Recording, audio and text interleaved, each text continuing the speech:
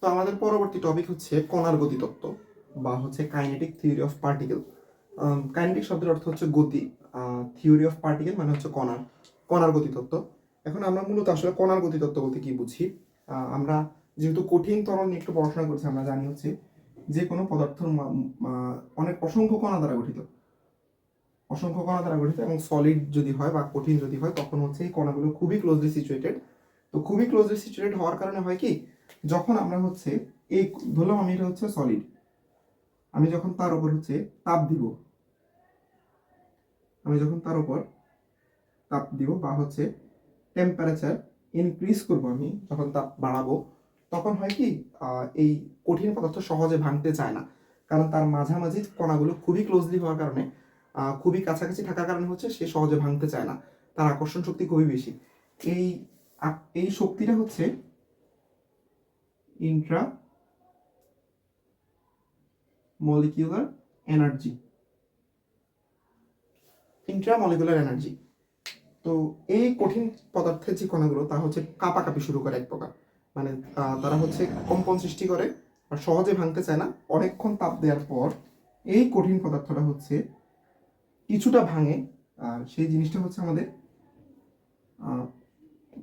Liquid state, অর্থাৎ তরল। সে কঠিন থেকে ভেঙে তরলে আসলো। তো তরলে আসার পর তার মাঝামাঝি যেই কণাগুলা, সেই কণাগুলো মোটামুটি ছড়িয়ে গেল, অর্থাৎ সেই কণাগুলো মোটামুটি কঠিনের থেকে দূরে গেল। তো যার ফলে হচ্ছে আমি যখন তরলের উপর টেম্পারেচার বাড়াবো, অর্থাৎ তাপ বাড়াবো, আমি তরলের উপর যখন তাপ দিব তখন সে কঠিনের মতো অতটা সময় নেবে না। তার কণাগুলো যেহেতু একটু দূরে দূরে সরে গেছে, তার মধ্যে একটা দৌড়াদৌড়ি শুরু হবে এই কণাগুলোর মধ্যে, অর্থাৎ এই ইন্ট্রামলিকুলার এনার্জি কমলো, কাইনেটিক ফোর্স বাড়লো, কাইনেটিক এনার্জি ইনক্রিজ হলো। অর্থাৎ আমার ইন্ট্রামলিকুলার এনার্জি যত বেশি, আমার কাইনেটিক এনার্জি তত কম। আমার হচ্ছে কঠিন পদার্থ দৌড়াদৌড়ি করে না, কঠিন পদার্থ অবস্থান পরিবর্তন করে। কিন্তু আমরা দেখলাম কি, একটু পানি যখন আমরা ঢেলে বা একটু পানি যখন আমরা কাপ থেকে ফেলে দিই, তখন এই পানিটা হচ্ছে গড়িয়ে চলে যাচ্ছে, অর্থাৎ তার একটা গতিতত্ত্ব আছে। কিন্তু আমাদের কঠিনের ক্ষেত্রে কঠিন পদার্থকে আমরা খুব সহজেই যদি শেপ, ওই বলয়াকার বা হচ্ছে ওই গোলাকার শেপ না হয়, কঠিন পদার্থ খুব একটা নড়চড় করছে না। তার কারণ হচ্ছে এই কাইনেটিক এনার্জি।